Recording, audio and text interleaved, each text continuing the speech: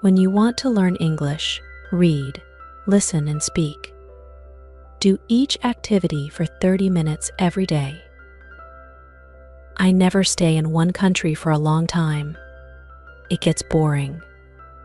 I like to move on, see new places, meet different people.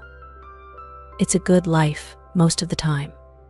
When I need money, I get a fruit. In Europe, you can pick fruit most of the year. You need to be in the right country at the right time. Of course. It's not easy work, but the money's not bad. I like to go south in the winter. Life is easier in the sun, and Northern Europe can get very cold in the winter. Last year, 1989 I was in Venice for October. I did some work in a hotel for 3 weeks, then I began slowly to move south. I always go by train when I can. I like trains. You can walk about on a train, and you meet a lot of people. I left Venice and went on to Trieste. There I got a cheap ticket for the slow train to Sofia in Bulgaria. This train goes all down through Yugoslavia and takes a long time. The train left Trieste at 9 o'clock on a Thursday morning. There weren't many people on it at first, but at Zagreb more people got on. 2 girls went along the corridor, past my carriage. They looked through the door, but they didn't come in. Then an old woman came in, sat down and went to sleep. The 2 girls came back along the corridor and looked into the carriage again. The train left Zagreb and I looked out of the window for about 10 minutes. Then I went to sleep too. When I opened my eyes again, the 2 girls were in the carriage. They looked friendly, so I said, "Hello." "Hi," they said. "You're American," I said. "Or Canadian?" "Right." "American," the taller girl said. She smiled. "And you're 23, your name's Tom Walsh, you've got blue eyes, and your mum lives in Burnham-on-Sea, UK. How did you know all that?" I asked. The second girl laughed. "She looked at your passport. It's in your coat pocket." "Oh, right, my coat was on the seat next to me. I took my passport out of my pocket and put it back in my bag." "Who are you?" Then I asked. They told me. Melanie and Carol from Los Angeles, USA. They liked Europe, they said. They knew a lot of places: Britain, Holland, Denmark, Germany, France, Spain, Italy, Yugoslavia, Bulgaria, Greece. "I'm going to Bulgaria now," I said. "Tour about a month. Then I'm going south for the winter, Cyprus, or perhaps North Africa." "Oh yes," they said. "We love Bulgaria. Sofia's a great town, wonderful." "What do you do about money?" I asked. "Well, you know," Carol smiled. "Sometimes we get a little job, this and that. But what about you?" "Yeah, come on," Melanie said. "Tell us about you, Tom Walsh with the blue eyes and the mum in Burnham-on-Sea. What are you doing with your life, hey?" So I told them. They were nice girls. They were older than me, perhaps 27 or 28, but I liked them. We talked and laughed for hours. I told them a lot of stories about my life. Some of the stories were true, some weren't. But the girls laughed and said I was a great guy. I asked them about Bulgaria because I didn't know the country. They knew Sofia well, they said. "Hey, Carol," Melanie said. "We're staying in Bela Palanka for a day or 2. But let's go over to Sofia this weekend and meet Tom there. We can meet him on Saturday night at the Hotel Marmara." "Yeah. It's a good hotel," Carol told me. "Cheap, but good. What do you think, Tom?" "Great," I said. Let's do that. The train was very slow. We got to Belgrade at 6 o'clock in the evening, and a lot of people got off. There were only me and the girls in the carriage then. The guard came and looked at our tickets and went away again. Carol looked at Melanie. "Hey, Mel," she said. "Why don't you and Tom go along to the restaurant? I'm not hungry and I want to sleep for an hour." Food's very expensive on the train," I said. "I haven't got much money just now. I'm going to get a job in Sofia." "Oh, Tom," Melanie said. "Why didn't you tell us? Look, you're a nice guy, right? We're okay for money this week. We can buy you a meal." "Of course we can," Carol said. "And look, in Sofia, we can take you to the best restaurant in town. It's a great place. We love it." What could I say? I was hungry. They had money. I didn't. So Melanie and I went to the restaurant and had a meal. When we came back, Carol was still alone in the carriage. Melanie put her feet on the seat and went to sleep. At Nice, some more people got on the train, and 2 old men came into our carriage. They looked at Melanie's feet on the seat and talked in loud voices. Carol laughed, and Melanie opened her eyes and sat up. "Are we nearly there?" she asked Carol, and looked out of the window. "Yeah, about half an hour, I think." "Why are you getting off at Bela Palanca?" I asked. "What are you going to do there?" Melanie smiled. "Find a cheap hotel, meet people, take a look at the town. You know, just for a day or 2, Carol said. But there's nothing there." "Oh well, you never know," Melanie laughed. "See you in Sofia, right? On Saturday night. The Hotel Marmara." "Okay." 8 o'clock, Carol said. "Don't forget now." "Okay." "Great," I said. "See you there." The train came into Bela Palanca and stopped. The 2 girls got off and stood on the platform. They smiled at me through the window. Saturday. 8 o'clock, Melanie shouted. "Okay," called. They couldn't hear me because of the noise in the station. They smiled again, picked up their bags and walked away. Nice girls. I'm going to have a great time in Sofia, I thought. The train left Yugoslavia and crossed into Bulgaria at 2 o'clock in the morning. Then the train stopped at some village I don't remember the name. I ate an apple and looked out of the window. Suddenly, there were a lot of policemen on the train. Everybody in the carriage sat up and began to talk. "What's happening?" I said in Italian to the old man next to me. "I don't know," he said in bad Italian. "Perhaps they're looking for somebody." "Look, the police are taking some people off the train." Then 2 policemen came into our carriage, a tall, thin one and a short, fat one. They looked at everybody carefully, and then they looked at me again. "Come with us, please," the fat policeman said in English. "What? Me?" I said. "Why? What's the matter?" "And bring your bag with you," the tall policeman said. I began to ask a question, but policemen never like questions from young men with long hair. So I stayed quiet, picked up my bag, and went with them. In the station building, there were a lot more policemen and some people from the train. They were all young people, I saw. Some were afraid, some were bored. The police looked in everybody's bags, and then the people went back to the train. My 2 policemen took me to a table. "Your passport, please," the fat policeman said, "and open your bag." They looked at my passport and I opened my bag.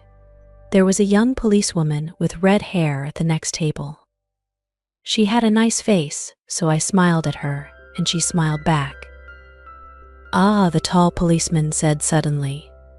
All my dirty shirts and clothes were out on the table. The policeman picked up my bag and turned it over.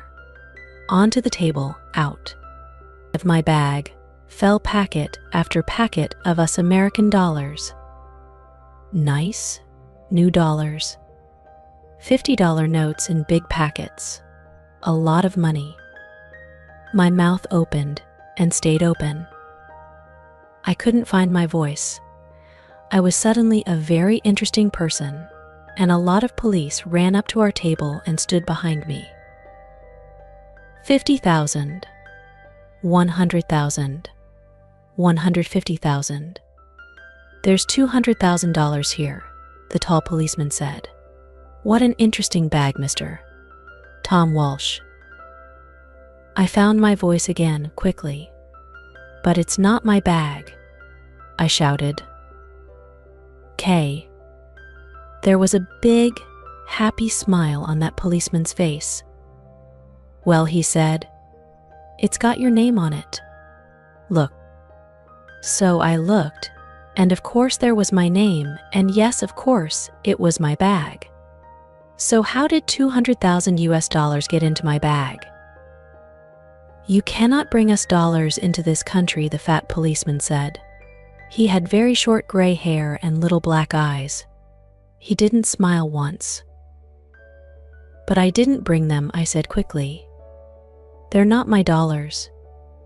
I never saw them before in my life, and there was a lot of noise in the station.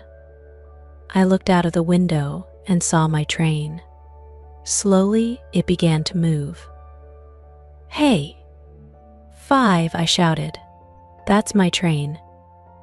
The tall policeman laughed. It was a great day for him. Oh no, he said. You're not getting back on that train. You're staying here with us. In our beautiful country, he smiled. Happily. So I never got to Sofia on Saturday. I was very unhappy about that. I wanted to have a little talk with Melanie and Carol. Ask them 1 or 2 questions, you know. You're a nice guy, Tom. See you in Sofia, okay? Take you to the best restaurant in town. Yeah, great. And I never got down to Cyprus or North Africa that winter. Oh well, I live and learn. It's not an easy life in prison, but it's warm in winter, and the food's not bad. And I'm meeting some interesting people. There's a man from Georgia, USSR Boris, his name is.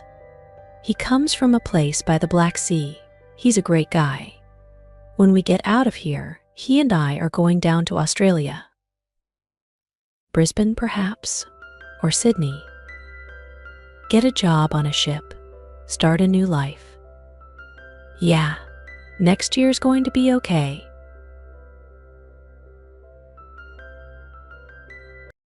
Welcome to Smart English Stories.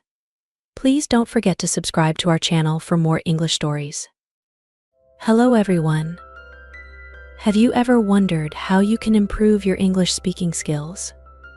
Maybe you dream of speaking English fluently and confidently, but you're not sure where to start. Today, I'm going to share the top 10 tips to help you improve your English speaking. And to make it even more inspiring, we'll dive into the success story of a young boy named Kelvin, who transformed his life by mastering English. Stick around, because this is a journey you don't want to miss. Tip 1. Practice speaking daily. The first and most important tip is to practice speaking English every day. Consistency is key. Try to speak English for at least 30 minutes each day. This can be through conversations with friends, family, or even by talking to yourself. Kelvin started his journey by practicing in front of a mirror. He would read aloud and try to mimic the pronunciation he heard from native speakers. Tip 2. Listen to English every day. Listening is a powerful way to improve your speaking skills. Listen to English podcasts, watch English movies, or listen to English music. Pay attention to how words are pronounced and how sentences are constructed. Kelvin used to listen to English songs and watch English movies with subtitles. This helped him get familiar with different accents and improve his vocabulary. Tip 3. Learn and use new words. Expand your vocabulary by learning new words every day. Use a dictionary or a language learning app. Try to use these new words in your daily conversations. Kelvin made it a habit to learn 5 new words every day. He would write them down, understand their meanings, and use them in sentences. Tip 4. Join English speaking clubs. Join a club or group where people practice speaking English. This could be a local club or an online community. Interacting with others who are also learning can be very motivating. Kelvin joined an English-speaking club at his school. This gave him the opportunity to practice speaking with his classmates and improve his confidence. Tip 5. Read aloud. Reading aloud can help you improve your pronunciation and fluency. Choose a book, article, or even a script and read it out loud. Kelvin would read his school textbooks aloud. This not only helped him with his speaking skills, but also with his understanding of the subjects. Tip 6. Record yourself. Record yourself speaking and then listen to the recording. This will help you identify areas where you need to improve. Kelvin used his phone to record himself speaking. He would then listen to the recordings and note down the areas where he made mistakes. Tip 7. Learn from mistakes. Don't be afraid to make mistakes. Mistakes are a part of learning. Whenever you make a mistake, try to learn from it. Kelvin made many mistakes in his journey, but he never gave up. He learned from each mistake and kept improving. Tip 8. Engage in conversations. Engage in conversations with native speakers or fluent English speakers. This will give you a real-life experience of speaking English. Kelvin would try to talk to tourists who visited his village. This gave him practical experience and helped him gain confidence. Tip 9. Use technology. There are many apps and online resources available to help you learn English. Use these tools to practice speaking, listening, and learning new words. Kelvin used language learning apps like Duolingo and Memrise to practice his English. Tip 10. Stay motivated and positive. Lastly, stay motivated and positive. Learning a new language takes time and effort, but it's definitely achievable. Kelvin's journey was not easy, but he stayed motivated. He kept reminding himself of his goals and kept pushing forward. Kelvin's success story. Kelvin grew up in a small village where opportunities were limited. His family was poor and English was not commonly spoken. However, Kelvin had a dream. He wanted to speak English fluently and travel the world. He knew that learning English would open many doors for him. Kelvin started his journey with the few resources he had. He practiced speaking in front of a mirror, listened to English songs, and watched movies with subtitles. He joined an English-speaking club at his school and engaged in conversations with tourists. He made it a habit to learn new words every day and used language learning apps to improve his skills. Despite the challenges, Kelvin never gave up. He made many mistakes, but he learned from each one. His hard work and determination paid off. Kelvin became fluent in English and started helping others in his village learn the language. He even got a scholarship to study abroad, which was a dream come true for him. Today, Kelvin is a successful entrepreneur. He travels the world and gives motivational talks to inspire others. He believes that anyone can achieve their dreams if they work hard and stay motivated. So, there you have it, the top 10 tips to improve your English speaking skills, along with the inspiring success story of Kelvin. Remember, the key to success is consistency, practice, and staying positive. If Kelvin can do it, so can you. Start today, and you'll see the difference in no time. Thank you for watching, and don't forget to like, share, and subscribe for more tips and inspirational stories. Keep learning and stay motivated.